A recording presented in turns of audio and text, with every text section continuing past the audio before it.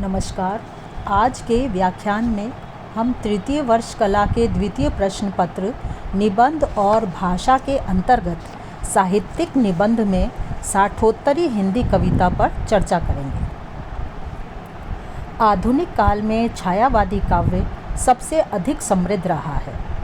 छायावादी काव्य में वायवीय कल्पना का अतिरेक था। उस कविता में शिल्प के क्षेत्र में बड़ा परिवर्तन हुआ था, जो भाषा शिल्प को समृद्ध बनाने वाला था, परंतु वह कविता समाज में एक प्रकार से कट सी गई थी।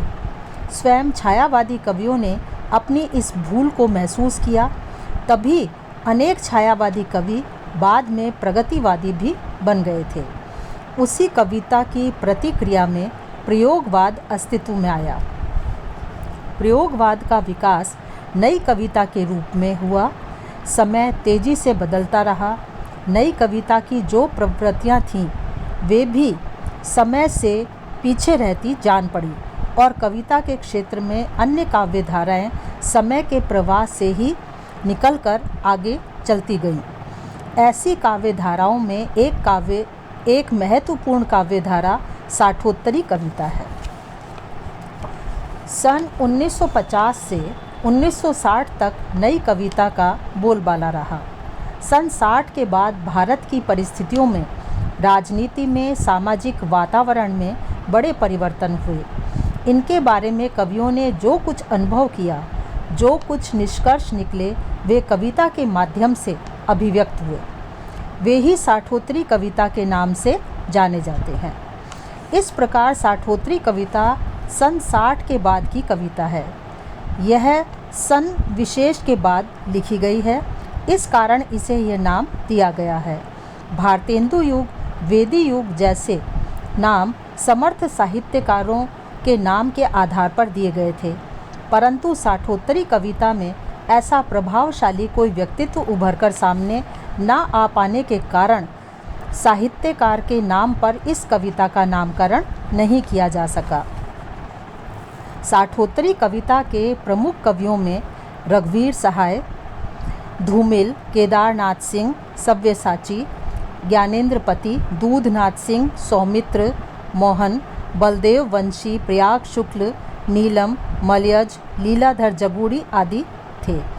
इन कवियों ने परिस्थितियों में आए तीव्र परिवर्तन के बारे में विचार किया और अपनी प्रतिक्रिया कविता के माध्यम से व्यक्त की। इस प्रकार कविता की वैचारिकता नई कविता की वैचारिकता से अलग ढंग की है। साठोत्तरी कविता अपनी परिस्थितियों का सही दस्तावेज है।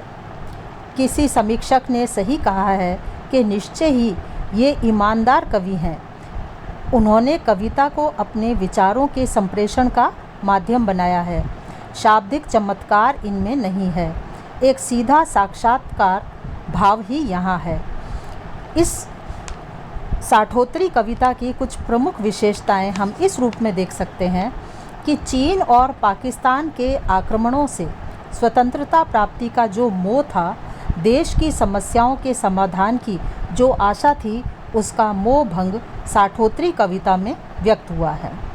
इसमें राजनीतिक स्वार्थपरता एवं लोकतंत्र की विफलता का आक्रोश व्यक्त हुआ है। साठोत्तरी कविता में आक्रोश के साथ अभिव्यक्ति की प्रखरता भी है। साठोत्तरी कविता में यथार्थ का चित्रण सपाट बयानी से हुआ है। इसमें समाज में नई चेतना, संवेदना, संत्रास, तनाव एवं व्यंग का तीखापन अनेक प्रकार से व्यक्त हुआ है। इसमें उपयोगिता के अनुरूप मानवीय भावनाओं के प्रकाशन पर बल दिया गया है। साठोत्तरी में आज की परिस्थितियों का यथार्थ चित्रण हुआ है, अतः इसमें आज की जिंदगी की धड़कन सुनी जा सकती है। आज सामान्य व्यक्ति भीतर से डरा हुआ सा है। जो लोग कल तक अपराधी, समाज विरोधी प्रवृत्ति एवं कलंकित चरित्र के थे, वे आज चुनाव जीत जाने पर माननीय संसद सदस्य बन जाते हैं। वे भले ही पक्षपात बरतें, पर विधान, कानून या व्यवस्था इस तरह की है कि जीतकर आने पर उनके सारे अपराध दोष दूर हो जाते हैं या मान लिए जाते हैं।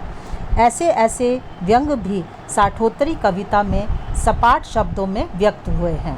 साठोत्तरी कविता में अनावश्यक अनौपचारिकताओं का निर्वाह नहीं दिखाई देता। कवि की वाणी में आक्रोश है, विद्रोह का स्वर है, वह सौंदर्य बोध का भी परिचय नहीं देता है। इस कविता में राजनीति संबंधी व्यंग हैं। जीवन मूल्यों की चर्चा इसमें नहीं है, आदर्श की चर्चा भी नहीं है, वर्णन में यथार्थपरकता है। इस कविता में परंपरागत ढंग की संवेदनाएं नहीं है।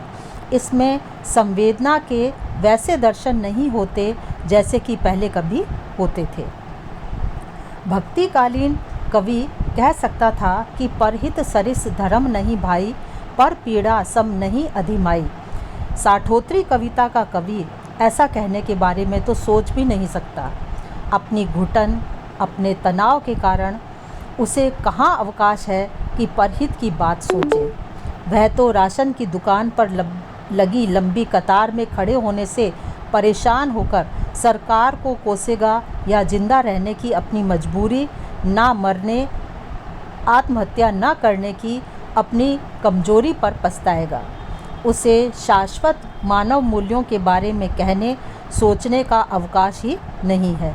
धैर्य नहीं, उदारता नहीं है। वह आत्म केंद्रित सा है। वह अपने अहित का पैमाना लेकर चलता है, मापता है दूसरों को। वह जो कुछ भी महसूस करता है उसे बेलाग भाषा में बिना किसी शालीनता की परवाह किए सपाट शब्दों में कह डालता है, व्यंग्य कर डालता है। जिधर भी दृष्टि जाती है उधर ही उसे कुछ शिकायतों का मामला, झुंझलाहट का आधार, विद्रोह या आक्रोश व्यक्त करने का आधार मिल जाता है।